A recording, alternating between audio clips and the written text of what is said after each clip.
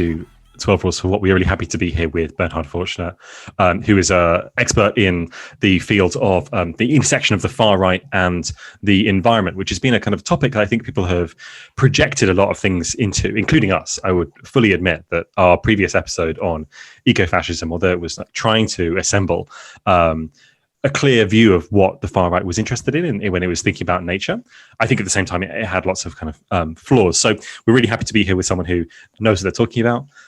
It's always good to interview someone who's like really clear on these matters. So the first question I wanted to ask was, how would you structure the far right? How would you break it apart when you're thinking about the environment? Are there clearly defined camps into which you can fit the broader far right? I'm thinking all the way from, the Rassemblement National in France, that used to be known as the National Front, all the way over to, the National Socialist Order in America, kind of neo-Nazi groups, right? Like, so there's a huge swath of people we might think about here. Are they divided up in clear ways when it comes to environmental politics, or is it too complicated to really kind of give clear parts to? Yeah, thanks for having me. And let me just start by saying that I really enjoyed the ecofascism session. So, great. I enjoyed it. I didn't say I didn't enjoy it. I'm just not sure it was entirely accurate. But yes. It was a really good one. Talking about the different camps and different actors. Kind of very traditionally, I would approach a far right as being, on the one hand, the radical right. You mentioned the National Rally in France, for example, the Austrian Freedom Party, and so on and so forth. So all these parties we know from the media are fairly successful, and so on and so forth. Very much in the mainstream nowadays, anti-liberal, democratic, but not really anti-democratic, as in the case of, for example, this or that neo-Nazi group. This or that neo-Nazi group falling within the extreme right camp at the other end of that spectrum. Now, as you say, a very wide kind of a spectrum, a continuum of actors. And I think it's pretty difficult to identify clear camps or to say that, okay, one side is pro-environment, the other is against. I'm really interested in this relationship between these two sides of the far right, if you like. Obviously, it's all about gray. It's not black and white, but still, if we differentiate the far right, then we can also think about, whether or not this or that side of the coin, of the continuum, is more, if you like, environmentally or ecologically friendly. So I'm really interested in that relationship, but you find examples of extreme right parties which are really environmentally friendly, ecologically friendly. For example, Golden Dawn. But also, so I'm very much working on Germany. There are groups within which belong to the new right, the German new right, inspired by the French new right, and they are really kind of post-growth and so on and so forth. And then you also have actors on the extreme right who are full of conspiracy talk, and where it's Soros who wants to do this or that through these climate policies. And at the same time, you have parties within the radical right, which are fairly environmentally friendly, fairly kind of ecologically minded. Maybe we can talk a little bit more about that later. But also parties who have, nothing to do with climate protection, outright deny that there is something like climate change. I guess there are also very different ways of thinking about environmental protection, right? So on the one hand, when people on the center or on the left think about climate protection, their minds now go to what is the overriding form of that, which is climate change, climate systems breakdown, however you want to describe that. But it seems like, particularly, say, for example, Golden Dawn, which is a Greek, I would say, like a neo-fascist, even like kind of bordering on like kind of neo-Nazi-ish party, but also now kind of avowedly criminal organization. It was now recently kind of banned. I'm sure our audience knows about that. When they think about the environment, they're thinking not about climate change, doesn't seem to me, but they're thinking about the specific ecology of the Greek landscape. So there was all these kind of transformations in scale that happen between parties. People on the far right, or groups on the far right, who are thinking about change, the kind of global problem, the same way as people on the left, or is it always kind of fixated on a particular landscape engagement? Yeah, I think that is what binds them together. So when we talk about the environmental protection, environmental concerns, ecological visions, even what holds the far right together is this focus on local particularity, if you like, an identitarian approach to nature, to the environment. And that is distinct, as you say. That is what differentiates them from what we usually associate with environmentalism nowadays, which is somehow related or concerned with, or also with, global questions, has very much a global outlook, and so on and so forth. And that is really different from the far right. As I've just said, local particularity in the case of the far right, while they view contemporary environmentalism as being concerned with the global, with the abstract, and so on and so forth. So, this is all connected to then aesthetic questions, landscape. You mentioned landscape. I mean, I would say cultural landscape. This is all about the idea of the land and the people being, or more specifically, the nation and the homeland being connected, deeply connected, and growing and evolving together. And that doesn't mean that we need to talk about blood and soil stuff. That is maybe a very extreme outcome of that connection, but much more relevant today, at least, this cultural dimension of the nation and its homeland. I would even say maybe something like an eco-communion. So we have this idea of the nation being a communion between human members of the nation state. So this idea of Benedict Anderson, the imagined community, the special bond, solidarity, and so on and so forth between the members of the nation. Along these lines, you can kind of, at least in some cases, obviously we're not talking about every actor within the far right, but if there is a far right concern for the environment, I think it grows out of this idea of an eco-communion where the bond is expanded from the human members to also plants and non-human animals, which form a bigger whole, which lives and lives together and benefits from each other. I think the other thing with particularly the anthropological climate change aspect is that kind of problem requires a solution which a lot of the far right have no truck with. So we'd need global action. It needs to be done, on a multilateral basis. And this is something that even for parties that accept kind of climate change as having a human origin, they're not on board with the kind of solutions that are needed in order for us to solve that very real crisis. I think that's a really important aspect, I think. Yeah, I would definitely sign up to that. I mean, again, it depends. There are quite a lot of actors who are, and that's one of the things I've learned over kind of the years. There are quite a lot of actors which are a bit more flexible when it comes to this, in the sense that sovereignty is certainly key. So along the lines of what you've just said, there is a problem with an issue which is per definition ignoring national boundaries, which per definition requires some kind of international concerted effort.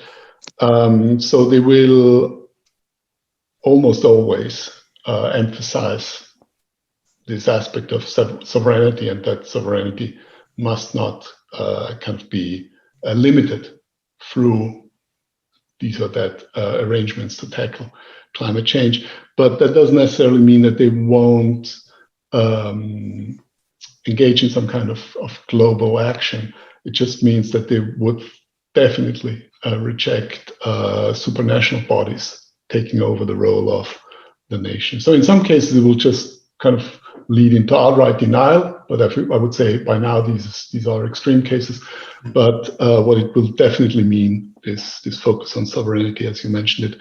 What it will definitely mean that they won't accept, in most cases at least, supranational agency involved in these processes. I think that's. Well, sorry. When we think about the far right as a political category, we often associate issues that are not the environment with it. So, for example, migration, the nation, I suppose a kind of populism railing against the corrupt elite. Why is it important for us to be thinking about how the far right talks about the environment and how they're representing the environment? That's a very good question. Maybe something we should have had right at the start, but still. I mean, one answer, of course, would be that given that the environmental crises are not going to go away, I'm not saying that these crises are entirely new. I mean, there have always, for a long time at least, been environmental crises. But arguably, climate change, for example, biodiversity, these are crises around agriculture and so on and so forth. I mean, these are crises which are now discussed, and at least they will be present in the public sphere again. I'm pretty sure it's not that Corona has pushed these crises aside for good. I'm sure climate change, for example, will be again will again be in the media forcefully. So, and obviously these changes, these crises are also real. They are not just mediated and performed through media. So we have these crises. They are not going to go away. And in some sense, we need to be aware of how the far right might talk about them, might instrumentalize them, might make use of them. And when I say instrumentalize or use, I'm not just thinking about outright strategic and conscious moves. I'm thinking about how these crises, how dealing with these crises will be done from their particular point of view, perspective. So not necessarily strategic at all. In that sense, we need to be prepared, if you like, because these are important issues and we need to be prepared. Now, question, of course, is this the only reason we should deal with this question? Because possibly they might not really talk a lot about it, even though these crises gather steam, simply because they think our voters or our potential voters are not going to be too much concerned about these issues or think primarily about these issues. They will keep thinking about, for example, immigrants. So we will kind of keep sticking to the migration issue. So my answer, therefore, is we should nevertheless think about the environment and what they tell us about the environment, because that makes us or helps us to understand their broad ideology. Getting kind of just thinking about migration, for example. I mean, by now we know what they say about migration. We know that part of their ideology and why they say these things. Well, I would say by thinking about, for example, the environment, we can much better understand the ideology. We can understand it much more fully, because we might talk about this later. We have actually already indicated it. I mean, these things, they fit well. They fit together. It's not that they just do a little bit of environment because there's too much time on a Wednesday afternoon or whatever. It can really fit into their ideology, and that's why we need to know what is going on, so that we see the entire picture, that we understand the entire package. So that would be my answer, my first answer. So what do you? So it can often seem like the far right is not really dealing with nature in this kind of way we talked about before. In not really dealing with nature as like a global system. It's dealing with nature as a particular kind of collection of environmental structures or of plants, non-human animals, and so on, in a particular locale and like the particular landscape of that. And so it's quite a different view of nature. But also, I think it's one that's like often quite abstracted even from that. So there's a sense in which, like, at least kind of the clearest, almost extreme parts of ideology, nature is taken to be something that gives you a lesson, right? So, and that a lesson is something pretty abstract. So, for example, nature is fundamentally scarce. The world is fundamentally scarce, and therefore there is struggle. Or, for example, if you think about, the late 19th century to kind of early 20th century, right? Like, what is nature? Nature is fundamentally race, right? And so you get these kind of big lessons that are taught by environmental changes, perhaps, or are taught by the environment to people. And then they base their politics on those lessons, right? So something's abstracted from nature and then it becomes the fundamental idea of a politics. And therefore, I think there is, as you say, like an enormous degree of like continuity of coherence between these different ideas. I'm wondering what you think the far right might learn from climate change. So first thing, I totally agree with this idea of learning lessons, and I would even kind of add to this that it's not just learning lessons from nature, but it's also that nature is, if you like, the ultimate backstop, in a sense that nature is fixed. So nature really provides you with a pool of resources, a pool of lessons, where we can rest assured that these are proper lessons, far beyond any zeitgeisty construction this or that left-wing academic might come up with. So that's the one thing. Now, what can we learn from climate change? The thing is that I would emphasize that ideologies, on the one hand, of course, they provide a certain set of ideas, a configuration of ideas, which enable subjectivities in a certain way to read the world, to act in the world, and so on and so forth. So there's a level of coherence and things fitting together. But then at the same time, they're also very, very flexible. So depending on context and so on and so forth, it's not that one ideology will always lead causally, if you like, to this or that response in a given situation. So that implies that also different things can be learned from climate change.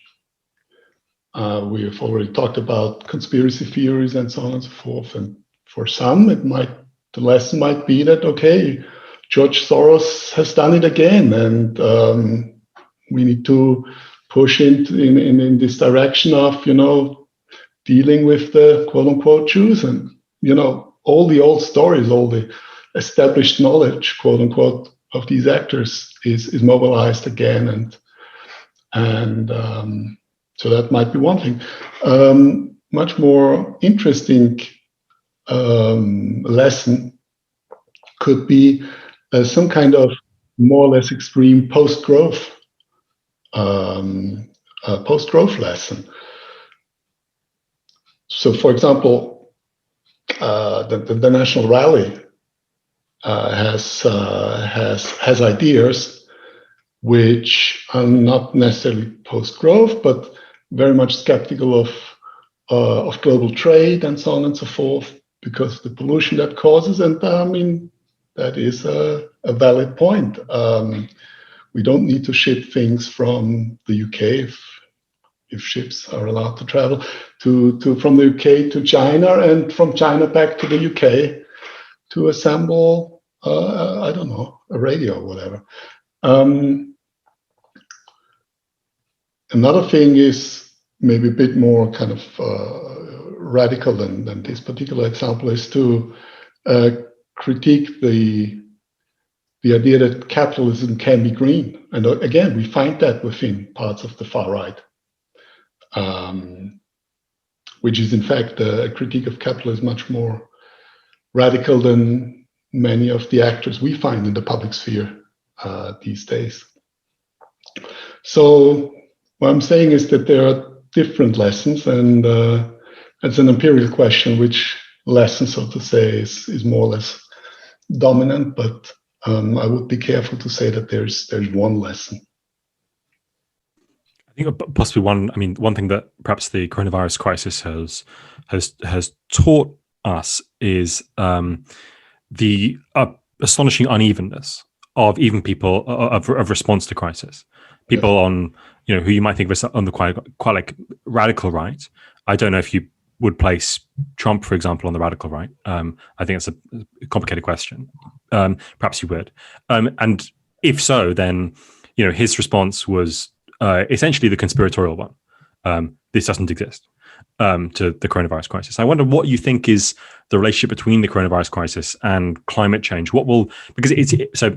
Going to contest this question.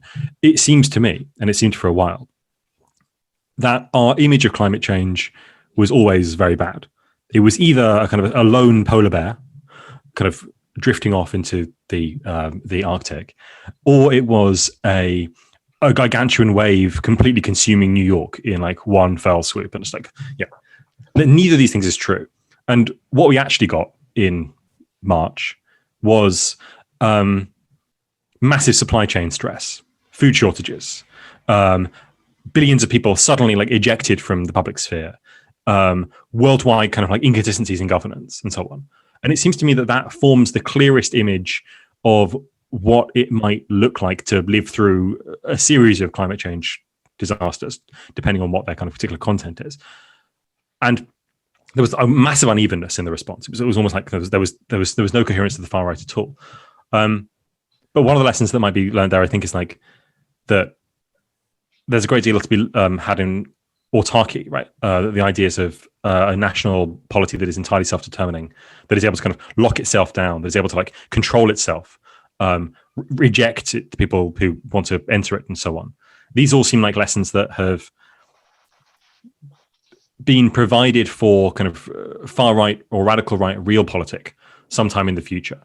And I wonder if you think that this crisis resembles the climate crisis in some ways, in terms of the governance of it, and so on.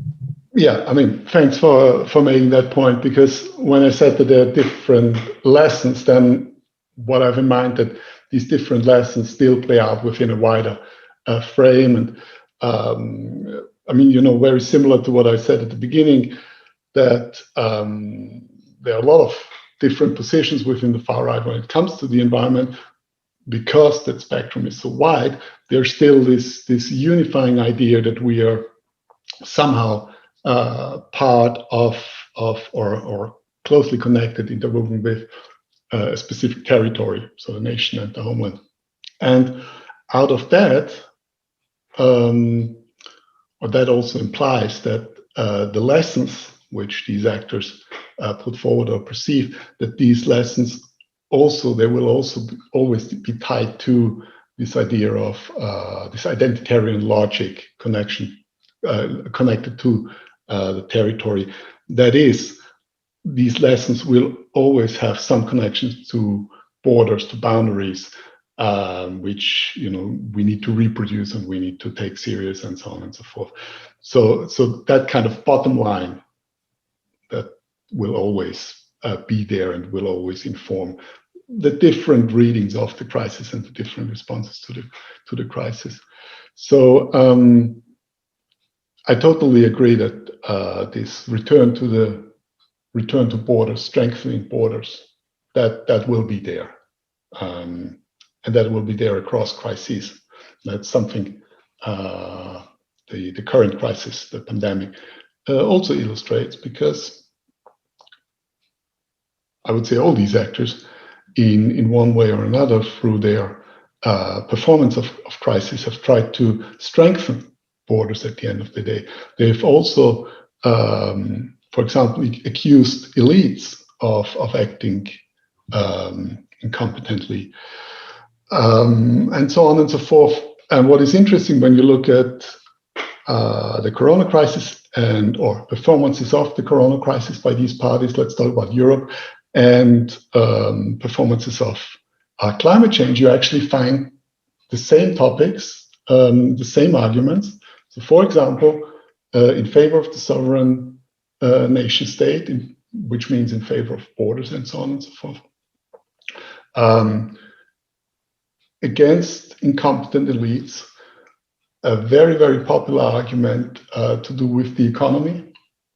In the case of climate, it has all to do with the fact, quote unquote, that climate change responses, climate change policies are basically leading to deindustrialization and so on and so forth. And you mentioned Trump. We know this from Trump when he talks about China, but the same happens in Europe, where they point with the finger to China or to the US or to India, whatsoever. So there are a series of topics or arguments which are activated across crises, and in that sense, these crises play out in very similar ways in the imagination of these actors. Maybe one more sentence about the Corona crisis. What is interesting is that not only are there differences between far-right actors, but there are also differences within these actors. I mean, very often these actors have changed their stance. So at the beginning of the crisis, there wasn't actually that much denial of COVID and the severity. And they almost tried to push the government into, or governments, into taking more serious steps, while by now that has changed, and these parties are usually associated with anti-lockdowns, let's say anti-lockdown stances.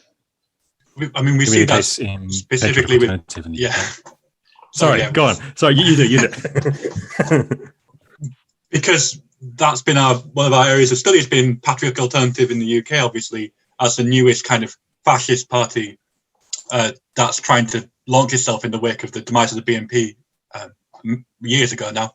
In that, when the first lockdown happened in March, they de-emphasized the coronavirus. They didn't talk about it a lot, which was strange because it was what everyone was talking about at the time. And as the kind of months have gone on and 2020 gone on, they have kind of barreled deep into this kind of full-on pandemic,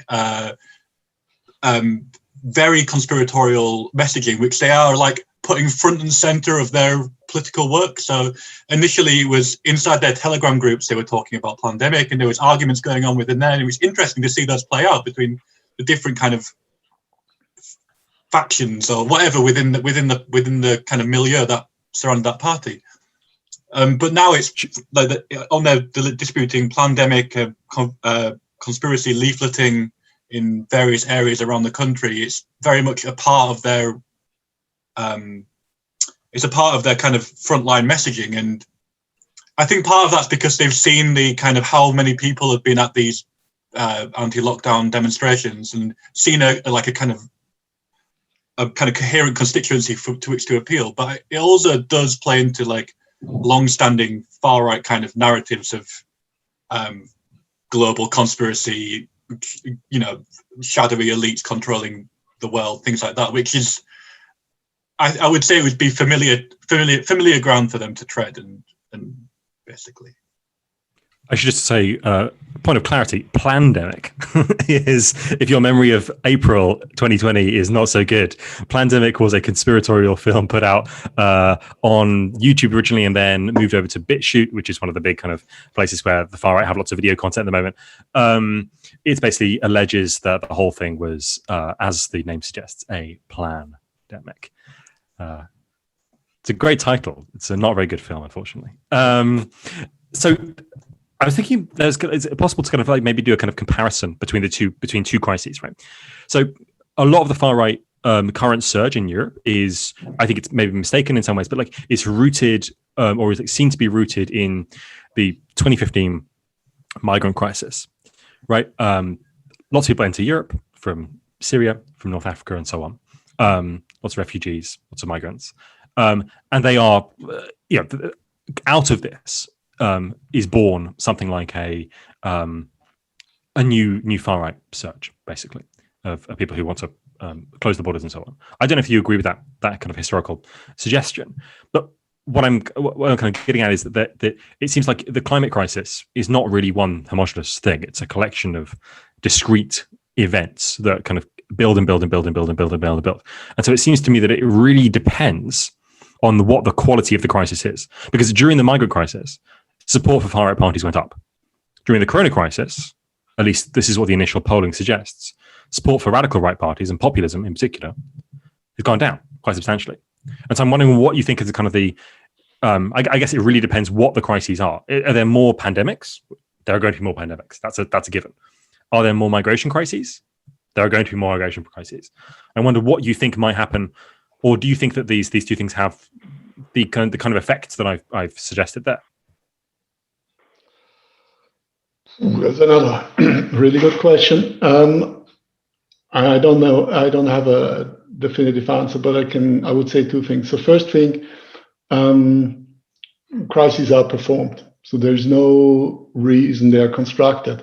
Obviously, something happens, and we're talking about bad things happening. I'm not saying that it's just imagination or ideas or whatever, but things happen, and then they need to be put into a story which explains things, which gives meaning. And I wouldn't say that, for example, a pandemic is necessarily bad for the far right, because there's something intrinsic to it which makes it impossible for them to flourish within that crisis. Obviously, they haven't really succeeded this time. I would agree that from what we know at the moment, at least, it doesn't really help them. Now, when it comes to the 2015 crisis, I would say certainly correct that it has helped them and so on and so forth, but these things have been with us in Europe for much longer. And the National Rally in France, again in Austria, the Freedom Party, the Danish People's Party, and so on and so forth. They have been with us prior to 2015. So, but certainly it has certainly helped these parties. But what is maybe different with this crisis is, of course, that immigration is the issue of the far right. So yes, it's probably easier for them to perform in that area. I think one difference between the two crises, if we're going to make a comparison, is that the migrant crisis was about governmental inaction and not doing something about the crisis, whereas the coronavirus crisis, is about the far right responsibility is about government action and these lockdowns and restrictive measures on our lives. It's protesting the intervention into our lives rather than not doing something. But yeah, we're still really early on in this coronavirus research and thinking about this. Like, this is going to take up a lot of people's, writing for a long time. So we have a long time to think about this, I think. Yeah. So that's one of the reasons why I don't say too much about this crisis. First thing, it's not my kind of key area. And second, it's evolving, and this is something to look back in a bit of time and to assess. I mean, what I've just done, I've just submitted an article on the comparison of the performance of Corona and COVID between March and September. Once in 19, that's the climate crisis, and once in 2020, that's the COVID one. So kind of I've started to look at it, but again, as you say, it's evolving. And let's look at something that's definitely has happened in a long time in the past. If we think about the far right as often, at least in Europe, being the parties who were keen on the defense of empire. And keen on various kinds of things like this, right? And the American far right, you might think of as emerging, at least in part, from the defense of slavery. So the American far right emerges from the South, and so on, and the KKK, and so on like this. Right. So the colonialism was not only a political action; it was also a massively environmental. It was environment-making action, and lots of people talk about, say, Madison Grant. Right, so Madison Grant was on the far right, I think it's reasonable to say, but not on the organized far right. He was involved in both nature conservation in America and also in immigration restriction reform in particularly the 1924 bill, which set racial quotas for immigration into America. And people say, "Oh, these things are contradictory," but that is, how could he do something so good? Wildlife protection, while at the same time being so kind of bad about immigrants. But they seem to me to be actually very unified, very, very linked, very coherent set of ideas, in part because they're both the defense of, or the assertion of, kind of continuity over an ecological relationship that is ongoing between people, the land, the animals, and so on and so on. And that's one part of it.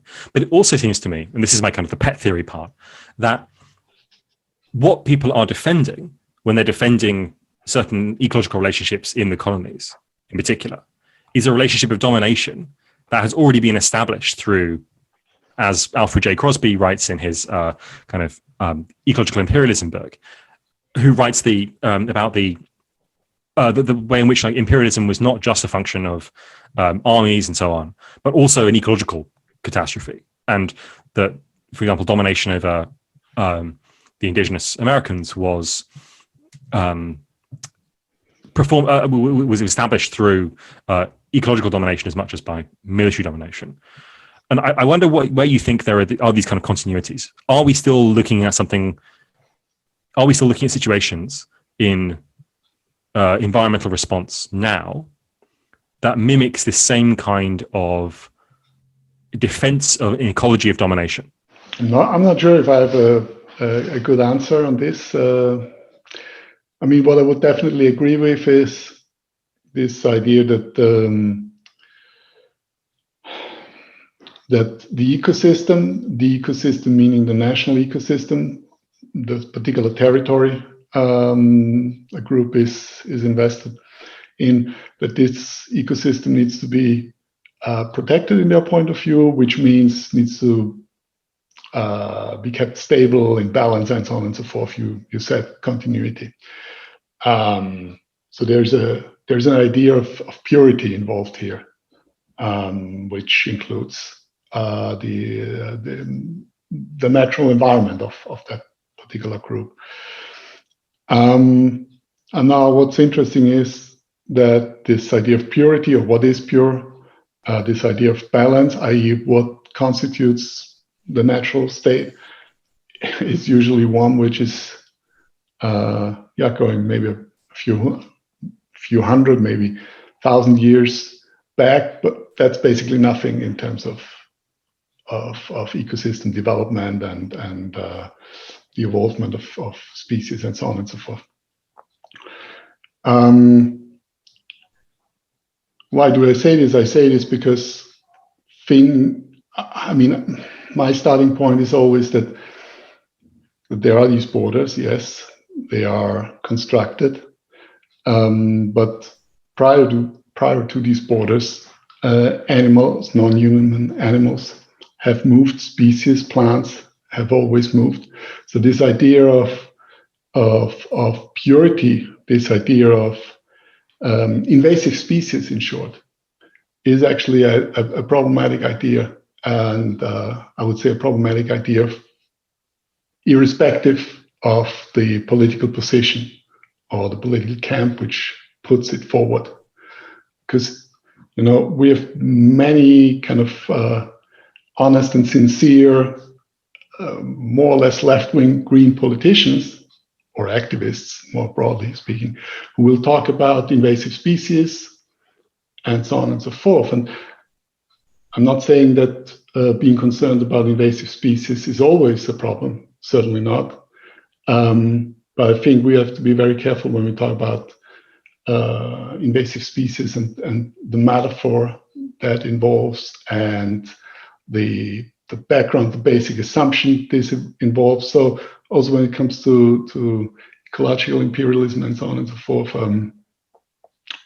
I mean, a good example of this invasive species thing is the red squirrel discourse. There was a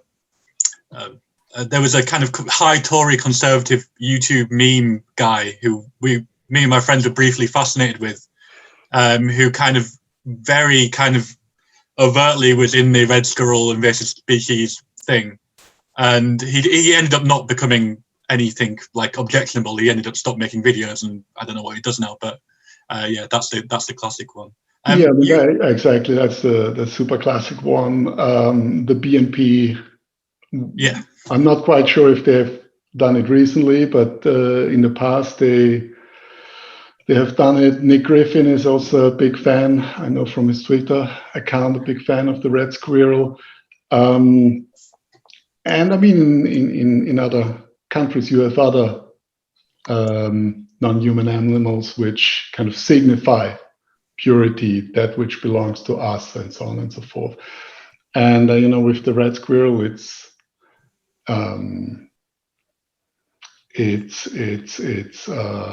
North America, if I remember correctly. The gray squirrel with other animals, non-human animals in Europe, in Germany, for example, it's the Asian hornet and whatever. So things which come from the outside and which penetrate our safe space, our pure space, and invasion. I'm wondering how these things get kind of played out, because like indigeneity is a really, really strong kind of thought on the far right. Like they're all over the place, even to the extent I think quite cynical maneuvers, but probably quite canny by a patriotic alternative recently. And this is a tactic they borrowed from the BNP in part to try and hijack World Indigenous Peoples Day by having these White Lives Matter banners. Obviously, the action went terribly. You can read all about it online. But there was definitely this that they're trying to kind of use this like notion of indigeneity, and that must play out very, very, very differently in America, where very obviously white Europeans are not the indigenous peoples. And I'm wondering, like, how do you see these kind of transformations taking place in the American far right, or are they? Is the same thing nearly as present? I can't talk about the American far right simply because I've always just focused on the European one, and even in Europe, I'm kind of focusing on a few particular contexts. But I mean, this whole idea of ethnopluralism and not just ethnopluralism, but also in terms of race, quote unquote, races which have to survive. I know that is of course big, and this idea of we know what happened to the Native Americans, so let's be careful and let's not let too many of these brown and black people in. I mean, this is something which pops up, I would say, every second time I listen to someone from the German extreme right, for example. So they are very much kind of aware of, in their particular ways, of what happened in the US. And Martin Zellner, for example, also talks a lot about the differences between the US and the European situation, exactly along these lines. In Europe, there is proper kind of rooted populations, and that is different in the US. So I'm not quite sure if I responded to the question. No, that's great. That's totally fine. That's totally fine. Just for clarity, Martin Zellner was the kind of de facto leader of Generation Identity. He's now doing something called Die Österreicher, which I think means the Austrians. Yeah. So yeah, that seems like in some ways like a move from kind of pan-Europeanist identitarianism into a national context. So I think it's a really interesting move in the post-2018, Generation Entity doing kind of big stunts. Like, it seems like a strange move, but I think we're kind of moving beyond our topic there. I have one final question. This has been really fantastic. Thank you very much for coming on. Wait, what's your question? What's your final question? Because I might have a final question. Okay, you go for a final question first, and then I'll ask mine afterwards. Can I just add one point before we move on? Just because it's such an interesting detail. So I'm not going to say anything about the Austrians and the strategy behind kind of coming up with this alternative movement. And of course, that happens all not only because, but very much after Christchurch and what that meant for Selma, but also the identitarian movement. But that's not what I wanted to say. I want to say that Selma, not very often, but sometimes he says a little bit about the environment. He has, for example, one clip which is all about this idea of the national, the local environment, the particular, the aesthetic experience you have when you go hiking. Obviously, that's a thing in Austria. So kind of that is a paradigmatic text video in this particular case, kind of illustrating how far-right engagement relations to the environment might look like.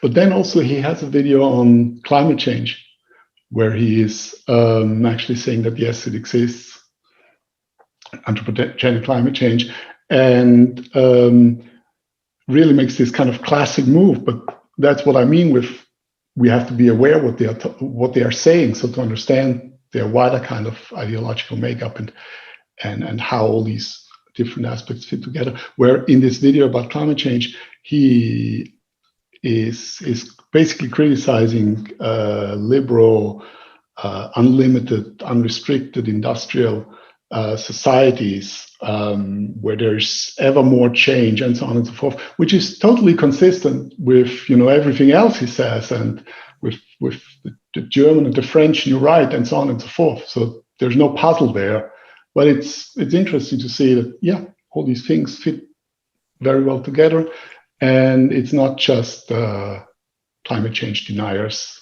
along the lines of, I don't know, back then the BNP or nowadays in Germany, the alternative for Germany. There are these very different positions. But yeah, that's it. Sorry, enough about Selma. You've written about in this discussion we haven't really talked about ecofascism as a term or as a thing, and I mean that was quite deliberate because it is important to acknowledge this kind of spectrum and differences in the far right. But you've written about like ecofascism proper or proper ecofascism, and I wondered how would you go about? It seems a bit like today. It seems like everyone's like identifying ecofascism everywhere, and in many ways there is signs like the Christchurch Youth Manifesto is obviously the most obvious example. How, when we're thinking about these things about the far right and the environment, is it useful to identify ecofascism as a distinct category in this? And if so, how do we do it? Yeah, super. So I'm usually not using the term because I don't think that it's super helpful. I mean, it can be helpful because there are some eco-fascist actors, but they are on the fringe of the fringe. So there's the extreme right fringe, and then within that fringe there's an eco-fascist fringe.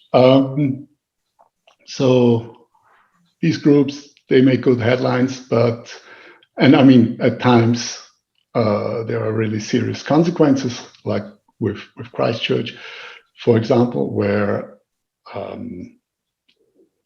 these ideas kind of were part of the wider story. I wouldn't say that they caused him to do what he did, but they were part of that story.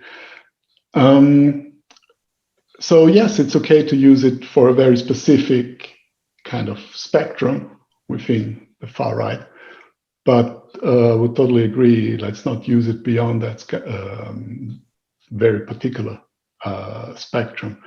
So by and large, I don't think that ecofascism helps us to understand what, for example, the National Rally in France does, or, I mean, again, the Austrian Freedom Party or the Danish People's Party. It shouldn't be the category through which we look at what these parties do. There needs to be a much broader conceptual framework, if you like, to understand what these parties do. One of those was suggested. Sorry, no, go on. Well, one of those which was being suggested was like far-right ecologism. Do you think that's a more like useful term? Yeah, for example, or I mean, simply talking about far-right environmental communication. I mean, having a substantive understanding of communication as, bringing into being identities and subjectivities and so on and so forth, not just talk. But far-right ecologism, that could be a way forward. But yeah, going beyond ecofascism and all the associations we have with it, thinking about Nazism and so on and so forth, blood and soil. It's so much more complicated. I would say so much more interesting. And I mean, all the complexities we are talking about. If it will only be about ecofascism, then many of these not all, but many of these complexities might actually not exist, but obviously they do exist. So yeah, definitely let's go beyond this concept. Well, actually, my question was the same as Alex's. So it turns out we don't have a final question. My question was simply, where do you think the conversation about these things needs to go next?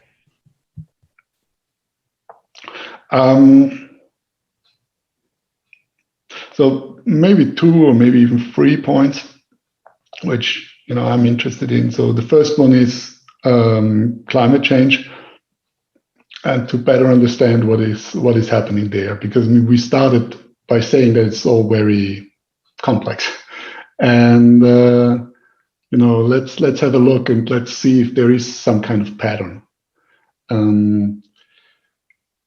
I mean, an old idea is that the more to the right, the more organicist these actors are. In an extreme case, this could mean blood and soil, taking that serious. I mean, not saying that, for example, the Nazis took it serious in their realpolitik, but let's say there is a proper blood and soil ecofascist actor. If that's the case, then does it mean that they will also take climate change serious? Because obviously climate change is going to be a big problem for their territory and for what happens nature-wise in that territory. So yeah, to keep thinking about whether or not and under what circumstances, the more to the right, the more ecological friendly, and also the more climate change friendly these actors are. To what extent is that correct? The BNP was very much to the extreme right, but they didn't believe in climate change. We spoke about Golden Dawn, where things are very different, and so on and so forth. So, and there are neo-Nazis who talk about the historical lie, which is about Auschwitz and so on and so forth, the Holocaust. And in the next sentence, they talk about the climate lie as being the big lie of our time. So again, very, very much to the right, but really not into climate change. Nevertheless, some of these actors are into environmental protection more generally, the local. We spoke about that. So why is it? Why is that? So how is this relationship between the local and particular environment and the apparently global and abstract climate? How is that looking like? So that relation is important. That's the second point.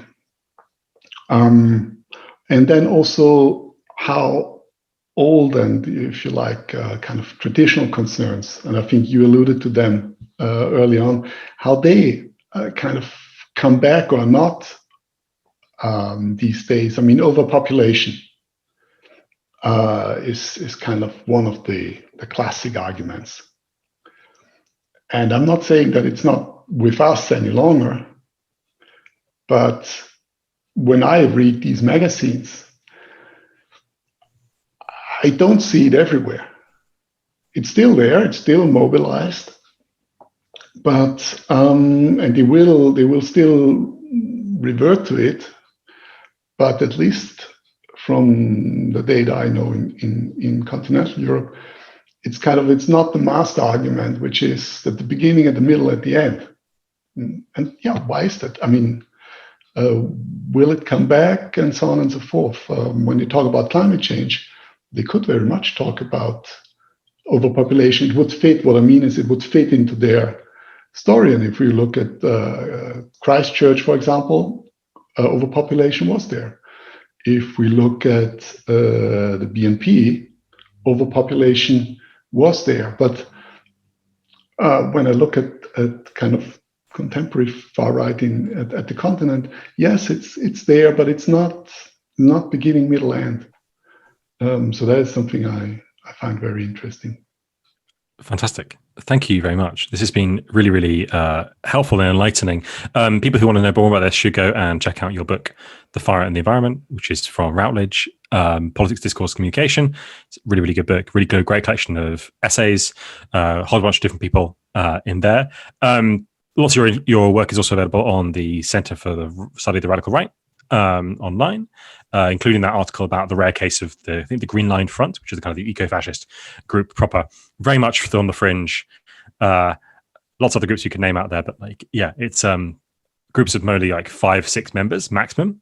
I have another question about the base, which I just want to realize I want to ask you, but that's time. We'll do another time. Thank you very much for coming, and it's been really great. Thanks. Thank you. Bye, everyone. Okay. Thanks for having me, and it was great to touch on so many different issues, and there's certainly a lot, and we could have talked for another hour, I guess.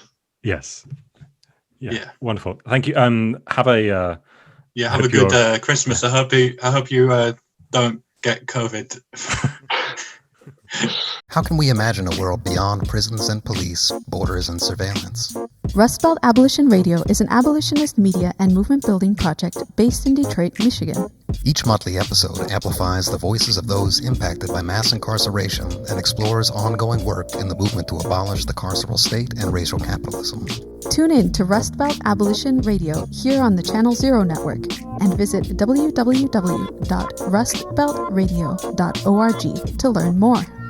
12 Rules.